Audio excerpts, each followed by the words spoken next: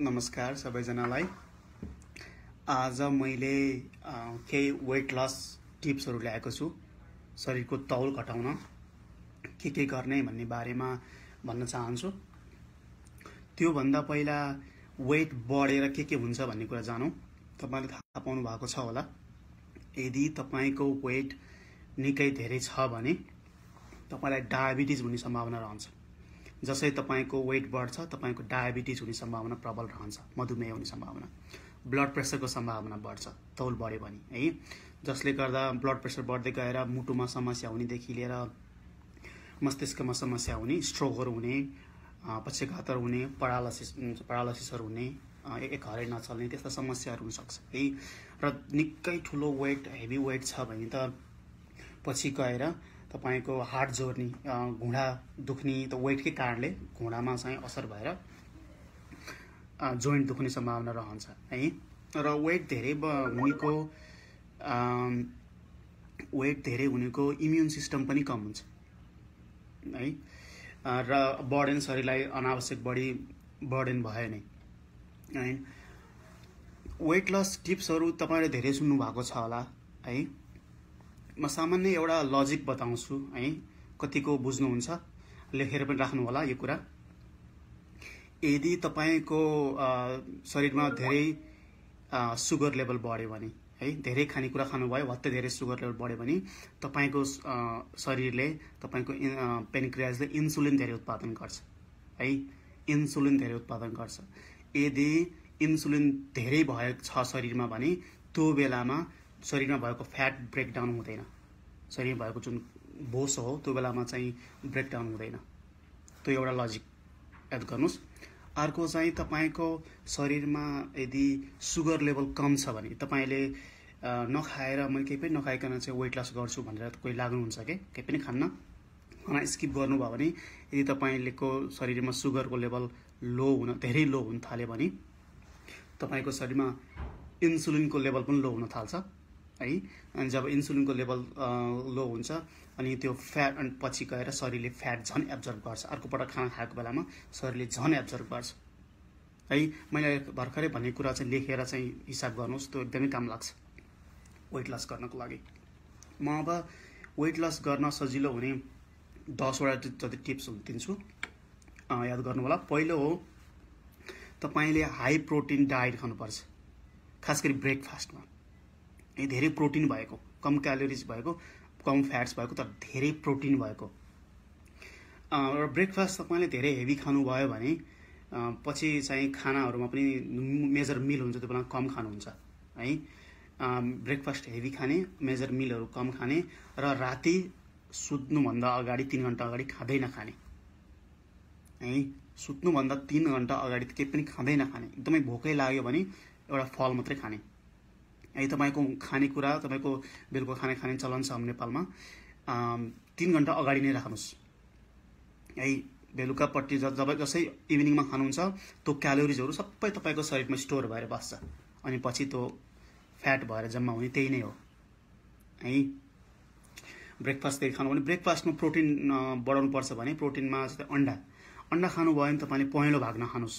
पहेँलो भागमा कोलेस्ट्रोल पनि हुन्छ अनि पहेँलो भागमा फ्याट्स धेरै हुन्छ। पहेँलो सेतो भाग खाने गर्नुहोस् है। पहेँलो भाग तपाईले रोक्नुपर्छ, बन्द गर्नुपर्छ। अनि बिहान पख चनाहरू, केराउहरू है भिजाएर हल्का भुटेर थोरै तेलमा राखेर, सकेसम्म कम तेल, त्यस्तो खाने बानी गर्नुहोस्। अलि प्रोटिन धेरै हुन्छ।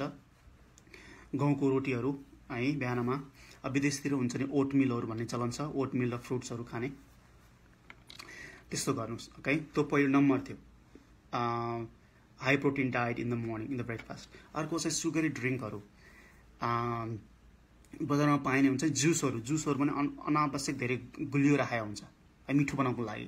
त जुसहरू, बजारको जुसहरू खानु हुँदैन, बरु घरमै स्क्विज गरेर चाहिँ घरमै बनाएर प्रेस गरेर फ्रुट्सहरू खाए भयो। कोक, फेन्टा त खाँदै नखानुहोस्, तपाईँले बन्दै गर्नुपर्छ। कहिले काहीँ अब 2-3 महिनामा एकचोटि रमाइलोको लागि खाँदा ठिकै छ होइन, तर नखानुहोस्। इभिनिङमा झन् खाँदै नखानुहोस् राइट। अनि स्पोर्ट्स ड्रिङ्कहरू आजकल आउनु थालेको छ नेपालमा, रेडबुलहरू, दुनियाँ, यिनीहरूमा पनि प्रशस्त सुगर हुन्छ है। त्यस्तो कुरो खानु भएन। अर्को कुरा, पानी प्रशस्त खानुपर्छ। खास गरी खाना खानुभन्दा आधी घण्टा 1 घण्टा अगाडि प्रशस्त पानी खाने पानीले पनि त्यो पेट हल्का भरिदिन्छ के, त्यसपछि खाना धेरै खाइँदैन है। दिनभरि थोरै थोरै थोरै मसँग म दिनभरि म अफिसमा यसरी चाहिँ दिनभरि लिएर बस्छु कपमा है।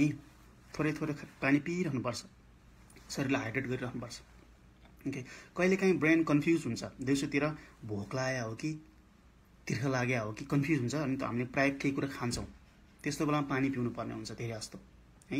नभए कागती निचारेर, चिनी नहालिकन कागती निचारेर अलि अमिलो टक्क बनाएर पानी खाने गर्नुहोस् दिउँसोतिर कहिलेकाहीँ भोक त्यो कन्फ्युज भएको बेलामा, के हो मलाई भोक लागेको कि तिर्खा लागेको कि छटपट हुन्छ नि कहिलेकाहीँ त्यस्तो बेलामा है। चौथो नम्बरमा व्यायाम, एक्सर्साइज इज मस्ट इम्पोर्टेन्ट। तपाईँले खानुहुन्छ तर त्यही अनुसारको चाहिँ क्यालोरिज बर्न गर्नु भयो भने त सबै स्टोर भएर गयो कि है, त्यो पनि एउटा लजिक हो। तपाईँले एक्सर्साइज गर्ने बानी नै छैन भने त दिनमा 2 किलोमिटरबाट हिँड्ने अनि त्यसपछि हल्का जग गर्ने, त्यसपछि अलि रन गर्ने भनेर मैले सिकाउँदै आएको छु। एक्सर्साइज गर्दाखेरि you always have to have one exercise partner है। कोही अरूसँग एक्सर्साइज गर्नुहोस् जो चाहिँ तपाईँभन्दा अलिकति बढी एक्सर्साइज गर्न सक्छ, उसकोले फलो गर्नुहोस्, मोटिभेसन हुन्छ कि त्यसो गर्दाखेरि है। र अर्को कुरा, म त बिहानभरि हिँड्छु खलखल्ती पसिना आउँछ मलाई एक्सर्साइज पुग्छ भनेर हुँदैन। एक्सर्साइज गर्दाखेरि शरीरको सम्पूर्ण मसल भागमा, सम्पूर्ण मसल्समा चाहिँ एक्सर्साइज पुग्नुपर्छ। ओके, हिँड्दाखेरि वेस्टभन्दा बढी डाउनमा चाहिँ लेग्सहरूमा एक्सर्साइज पुग्छ, तर माथि एक्सर्साइज हुँदैन, भुँडीमा एक्सर्साइज पुग्दैन। तर सम्पूर्ण शरीरलाई हुने एक्सर्साइज गर्नुपर्छ है। दौडिँदा अझै राम्रो सकिन्छ भने योगाहरू गर्नुहुन्छ भने ठिक छ, योगाहरू अब निकै मोटो हुन्छ भने योगा गरेर मात्रै त वेट लस हुँदैन, अरू अन्य कुरा पनि गर्नुपर्छ। योगा इज फाइन टु है। स्पोर्ट्स खेल्ने, खेलकुद खेल्ने त अझै राम्रो है। युवा वर्गले त सकेसम्म फुटबल खेल्ने यस्तो कुराहरू नियमित गर्नुहोस् है। एटलिस्ट कम्तीमा हप्तामा 3 देखि 4 पटक अलिक स्पोर्ट्स राम्रो। र अर्को खानेकुरा 5औं नम्बरमा तपाईँले सलुबल फाइबरको मात्रा बढाउनुपर्छ खानामा। सलुबल फाइबर भनेर सजिलो मात्र भाषामा बुझ्दा तपाईँले तरकारी काट्दा अथवा फलफुल काट्दा चिप्लोपना आउँछ नि है। जौँ के अरे ओटमिलहरू खाने चलन छ भने ओटमिल भिजाउँदाखेरि चिप्लो चिप्लो हुन्छ, त्यो सोलुबल फाइबर हो। त्यसले के गर्छ भन्दा तपाईँले खाएको खानालाई बाट चाहिँ जुन सुगर निस्किन्छ, शरीरले झ्याप्प सुगर लिन्छ है, त्यसलाई अलिकति स्लो डाउन गर्छ, हल्का स्लो डाउन गरेर त्यसबाट शरीरमा झ्याप्पै सुगर लेभल पस्दैन क्या, ढिलो हुन्छ, अनि त्यही भएर शरीरले मौका पाउँछ त्यसलाई प्रोसेस गर्ने। राइट, अनि सलुबल फाइबरहरू पाउने दाल चिप्लो चिप्लो दाल हुन्छ नि, गेडागुडी तरकारी धेरै पाउँछ। फलफुलहरू खाँदाखेरि त्यो बोक्रासहित खानुहोस्, आँप खाँदा आँपको बोक्रासहित, स्याउ खाँदा पुरै सिँगै है।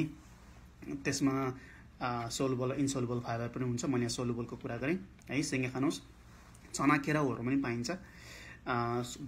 तरकारीको कुरा गर्दा मिल्छ भने कुनै काँचै खान सक्छ, काँचै खानुहोस्, जस्तै बोडी काँचै खान सकिन्छ है, किनकि त्यो प्रोसेस त्यो पचाउनलाई, त्यो काँचो कुराहरू पचाउनलाई शरीरले थप क्यालोरिज वेस्ट गरे हुन्छ कि, बुझ्नुभयो नि। त्यसपछि तपाईँमा धेरै क्यालोरी शरीरमा रहने भएन के, बरु त्यो स्टोर हुने क्यालोरी चाहिँ प्रयोगमा आउने भयो त्यो प्रोसेस गर्नलाई, मेटाबोलाइज गर्नलाई है। त्यही भएर काँचो कुराहरू खान सकिन्छ भने, सकिँदैन भने स्टिम गरेर खाने है, सकेसम्म तेल प्रयोग नगर्नुहोस्, बोइल स्टिम गरेर खाने।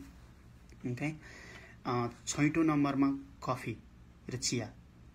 कफीले चाहिँ मेटाबोलिजममा बुस्ट पनि गर्छ, राम्रो हो कफी, यदि हेल्दी राम्रो खाले कफी खान सक्यो भने। तर चिनी नहाल्नुहोस् है, चियामा पनि चिनी नहाल्नुहोस्। यदि अब बानी पारौँलाई स्विटनरबाट सुरु गर्न सकिन्छ, चाहिँ सुगर फ्री स्विटनरबाट, अनि पछि गएर त्यो पनि बन्द गर्नुहोस् है। सुरुमा गाह्रो हुन्छ, सुरुमा खल्लो लाग्छ, पछि चिनी नहालेकै मिठो लाग्छ। मलाई पनि सुरुमा गाह्रो भएको थियो, मैले चिनी खान छोडेको 6 वर्ष हुन लाग्यो है। सुरुमा गाह्रो भएको थियो, अहिले चाहिँ चिनी हालेको रुच्दैन, मिठै लाग्दैन। राइट, बानी पर्छ चिनी बिनाको चिया र कफी खानुहोस्। कफीले मेटाबोलिजम बढाउँछ र कफीले अर्को काम पनि गर्छ।